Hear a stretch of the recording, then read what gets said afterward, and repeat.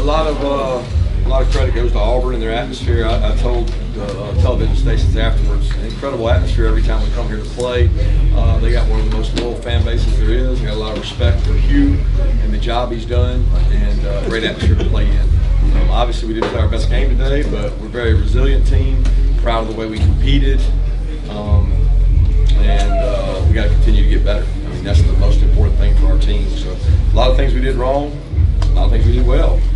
But we're not going to get where we want to go if we don't get better. So that's the biggest thing. What you tell about the game, Coach? Proud of them. Resilient as hell. Competed. The leadership of this team has shown through twice. And you don't know how many times you're going to be able to do that. When you turn the ball over and you give people extra possessions, you just can't do that. Good football teams don't do that. And good football teams don't let people run the ball under 200 yards. That's one of the things that we knew they could do well. Thought they really ran the ball well, and they used the quarterback and rushed the ball over. We can't do that. We got to be able to run the ball better too. But proud of the way the guys are all. Kirby, you were confident at halftime. Where did all that confidence and poise come from for this team? They hadn't been in a situation like this before on the road. Well, we haven't been on the road. I mean, so it's like in the SEC. I don't think people respect playing on the road in the SEC as much as I do. Being an SEC player, a veteran of this league, it is really, really hard to win on the road. And all you guys see is one versus whoever or a new program. It doesn't matter when you play in a rivalry game. The passion and energy is there. It's hard to win on the road in this league. And we won. But we got to get better. Back in Bowers in the fourth quarter there, you see Beck grow up and you see Bowers do what Bowers does. Bowers did what he does. I mean, the guy's amazing. It's a wonder why you just don't go see him every play. People know he's there.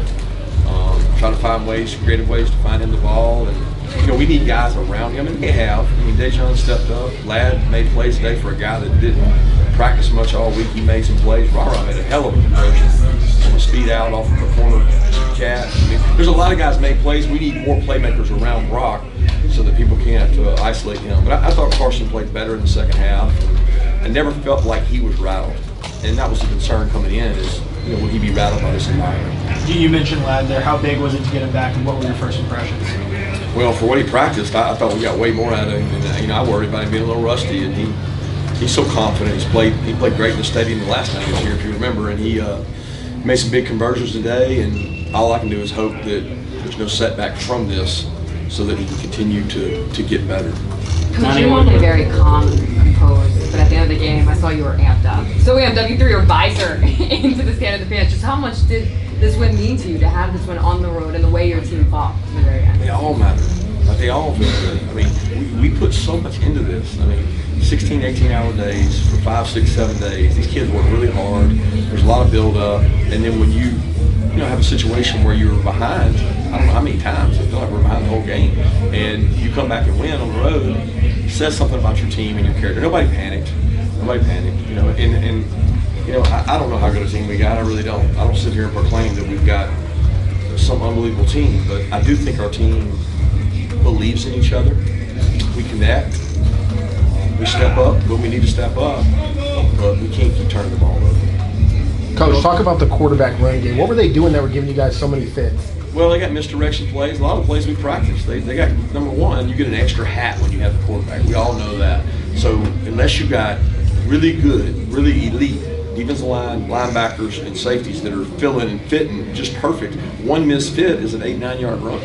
And in the past, we haven't struggled with that kind of run game. If they hurt us, they copied some things UAB did, and we expected it. That's what's disappointing. Is like you expect it and you don't stop it. So we got to help our players, and we got to get better on defense. Kirk Smile and JDJ had back-to-back stops on the 1 yard hit to your 12-yard line. How big was that? Those guys make those stops on 34th and 1. Was that the one before the half, or right before the half? Yeah, that was big because I think he could have gone for field goal, and he probably felt like he needed touchdowns. Kind of like I was thinking the same thing. When do I go for it and when do I not? And that was a big stop. But hell, we gave him another possession after that. Because we went out there and I wanted to be aggressive, and we ended up calling a timeout. And we had to kick it to them, and then I'll be danged if they didn't. They have to kick it to us. So it was a back and forth deal. Those were big plays in the game. I thought the second half. Did we turn it over both first two possessions or just the first one in the second half? No, First one, they called the second one back. was Second one overturned. back. So, I mean, it's tough when you come out and you bank on getting the first possession of the second half and you gift it away. You know, that really kills momentum, and overcoming that was like, it was different in South Carolina where we gained momentum. We came out and scored. We lost momentum in the second half of this one. So, you just can't keep doing that. Woodering's kicks. Yeah, big, man. I mean, we've been putting a lot of pressure on him in practice, but I don't know that simulates it. There's nothing that simulates what he had to do today. And I told the team after the game, he begs to do the pressure kicks in practice, and he made them in the game. So I think the kid's got something special to him. Coach, 8 for 10 on third down. What was the key to third down success today? Unbelievable job by all the staff. I mean, unbelievable job. You go 8 for 10 against air, it's incredible. Okay? Because it's hard to do that. In our league, with the defensive players they've got and rushers, they had a good plan. Did an incredible job. I told the defense the halftime stats after the game. I was like, hey, guys, we're unbelievable on third down. I think we're 3 of 6 on our offense. And I was wrong, because it was 8 of 10 by the end of the game. And we take a lot of pride in third down and red area being elite in the country. And our offense is kind of starting to create an identity of being good at that. This is the second time, and I'm sure I could answer this. This is the second time, and I think 2 years ago, y'all lost a turnover battle by 3 and still won the game. Not supposed to do that. You know, I mean, that means we must have won the explosive, but I don't know if we won that. But the explosive has been a greater indicator than the turnovers, as Seth knows. And it's one of those deals that we can't do that. We had 3. Oh, the interception. I'm forgetting the interception. The 2 fumbles and then the interception. Yeah. There's a 1 fumble loss. I was gonna say, I didn't think we had 3. I think the 3 was the margin because we got 1 on them to end the game, right? Yeah. So it's probably 2-1 maybe. 2-1. Yeah, but it was definitely not 3. Speaking of one of the games, what was your reaction when 2-4 came down with that? So what? What was your reaction when 2-4 came down with that? Get down. I knew we could end the clock, and he's flinging the ball around trying to return it. And, you know, this goes back to the last time that happened here. You bat it down on 4th down, but we picked it. Kirby, when you say you don't know if your team's playing unbelievable, do you think it's a matter of having Javon and McConkey and those guys back for a longer period of time? Like you had a, no?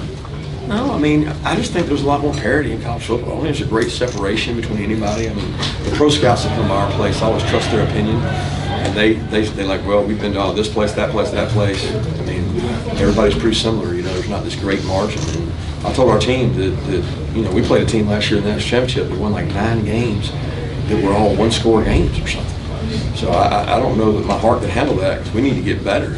But we're going to play teams as good or better than Auburn, and we got to get better. You lined Brock up in the backfield one time and inverted the third down run. I mean, I know you're not an individual award guy, but do you think he belongs in that conversation as far as the Heisman Trophy?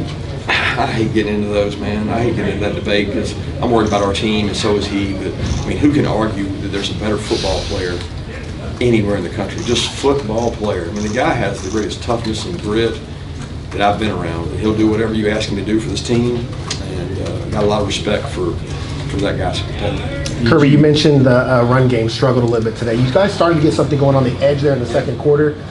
How were they able to stop Dejan and those guys early, and then you guys got to go in late? But what were they doing defensively to kind of stop that?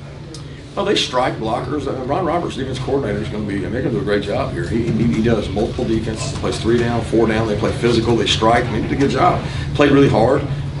We left some plays out there now. We had some plays that they didn't always stop us as much as we stopped ourselves. The turnovers and some self-inflicted wounds. But we did run the ball well on the perimeter. I thought the fastball helped take the crowd out of it at times. I mean, look, to have a quarterback that's never started, go on the road at Auburn, and not have a procedural penalty or delay a game, pretty remarkable. I mean, to do what they did. I thought we handled that really well. We didn't shoot ourselves in the foot with penalties. Did you catch Kentucky, what they did to Florida today, 300-something yards rushing? You got them next, they're undefeated.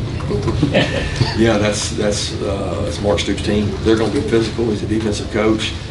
They run the rock. I've always said our kids are the most sore they've ever been after playing Kentucky. And it was that way last year. It was a bloodbath last year up there. And it'll be the same way. I have so much respect for the way his team plays. And the back they got, I heard that he's playing really good. I didn't know anything about today, but the back they got today, he's a great player. Right now, it seems like your team is a second half team. They're just right, something about the first half. So what can you do to kind of make them a full fourth quarter team? I wish I had the answer to that, Alf. Can you help me? We're trying. we're trying. But I don't think we started poorly. I really don't. I think we finished well, and we have started games. It's not a consistent poor start. Did some things well today on defense early. We moved the ball on offense well early. At the end of the day, we score more points in the second half. Kirby, you mentioned you said you feel like Carson was never rattled. I mean, how did you see that on the sidelines in the huddle in the second half as you were trying to come back in the thick of it?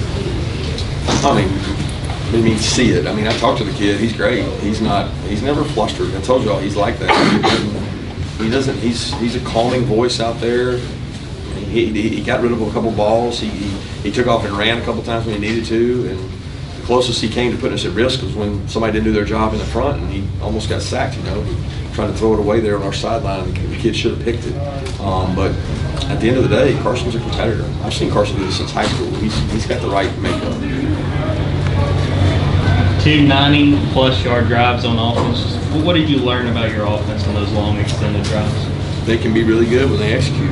It's just hard to execute for 10 and 12 plays. You have to have explosive and catch a 5-play with a 60-yarder, a 6-play with a 30-yarder. You got to catch some of those, and we're missing those. We missed Delp down the middle today early, and that was an explosive play. And we had a couple that I thought were really close to PI on Brock for explosive, but they did a good job defending them. I mean, they got a couple PI calls that advanced them, and we missed out on a couple. And I can't argue with the call; it was judgmental, but we need some of those to hit. Jalen never saw a lot of action. How do you evaluate his play? He's getting better. He's getting more confidence. He and Julio are having a great battle. I think Julio practiced really well this week, so he played some more, and they continue to get better, and Kamari does a good job for us. When Lack came in, was there any type of rep count or anything on him, or was he a full go from the start? Well, I mean, full go, but he can't play every snap. I mean, you don't practice. You can't go out there in that heat and play. So it was a situational deal. We're going to put him in and do some run plays with him in, put some pass. I mean, third down, he was big. He runs certain routes really well. And we're going to use him as freely as we need it. Let's take 2 more questions. Coach, I think you only had 4 possessions again in the first half. Is that something you guys are talking about, maximizing those first half possessions? Because you know they're only going to get few. I mean, we don't talk about maximizing them, but we work all week to maximize them. It's not like we go, let's minimize this possession. Like everybody wants to maximize their possessions. There's not enough of them. And if you don't get 3 and outs on defense, you're probably going to have some of those. I'm disappointed in our run defense. Like, we didn't stop the run well, but you know what? They're physical, and they have 3 and 4 backs in the backfield, including the quarterback. So that's as hard as you'll see running the ball. What I'm disappointed in is we got a third down, we play man-to-man, and a guy's got the quarterback, and he leaves, and the quarterback runs, and we had him backed up. Well, that cost our offense 40 yards of field position. Those are the hidden yards that you just can't do. They can't give them gifts, make them earn things, and we didn't always do that. Last question. Thanks. Okay. Thanks, Coach. Thank you.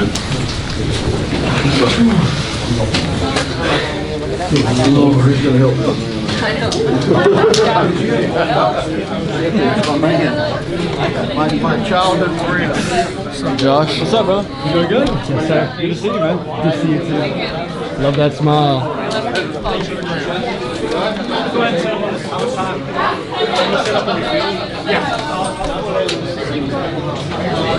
The corner.